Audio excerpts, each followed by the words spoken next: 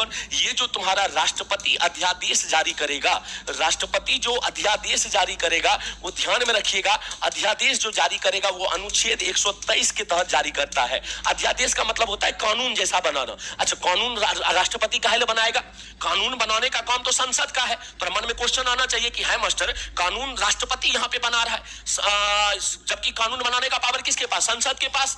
तो राष्ट्रपति काहे नहीं बनाएगा? तो इसमें शर्त लिख दिया गया है कि राष्ट्रपति अध्यादेश तभी जारी करेगा जब संसद का सत्र नहीं चल रहा हो, यानी संसद का सत्र जो है वो नहीं चल रहा हो। उस केस में मान लीजिए कि कुछ इमरजेंसी हो जाता है, तब राष्ट्रपति कहेगा। मान लीजिए लोकसभा सब छुट्टी में है, सब अपन अपन के साथ स्विट्जरलैंड हॉलैंड कर रहा है। अब मान लीजिए कि भारत में उस समय कोई इमरजेंसी वाला चीज आ जाए जिसमें कानून बनाना जरूरी है। अब सब तो तुरंत नहीं आ जाएगा, तो राष्ट्रपति कहेगा कि तुम लोग घूमो, तब तक हम कानून बना देते हैं। अब ये जो राष्ट्रपति कानून बनाया, इसी को राष्ट्रपति का अध्यादेश कहा जाएगा, और ये किस अनुच्छेद के तहत? 123 के तहत है। लेकिन एक बात बताओ तो, कभियो तो तुम लोग घूम के आएगा, कभियो तो संसद घूम के आएगा।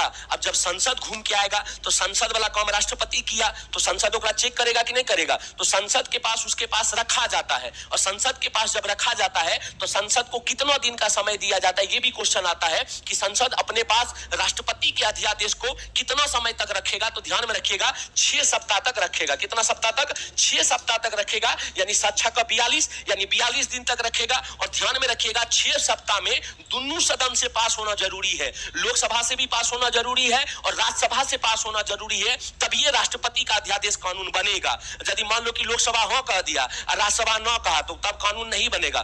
दोनों से हाँ होना जरूरी है, इस बात को ध्यान में रखना है, लोकसभा से भी और राज्यसभा से। अब तू बोलेगा कि है मास्टर, यदि ना लोकसभा हाँ कर रहा है और ना राज्यसभा हाँ कर रहा है, तब क्या होगा? तो 42 दिन तक तो वेट किया जाएगा। जैसे ही 43वां दिन होगा, समझ लिया जाएगा कि संसद को मन नहीं था, इसलिए उस पर साइन नहीं किया। बात समझे कि नहीं समझे? एगो क्वेश्चन लेकिन आपसे और भी पूछेगा कि संसद मतलब अध्यादेश जो है अधिकतम कितना समय तक रह सकता है? तो 6 महीना प्लस 6 सप्ताह। कितना तुम्हारा? 6 महीना प्लस 6 सप्ताह तक रह सकता है। तुम बोलेगा कि है मास्टर तुम तो 6 सप्ताह बोला, फिर 2 सत्र के बीच में कितना महीना का डिस्टेंस हो सकता है? 6 महीना का।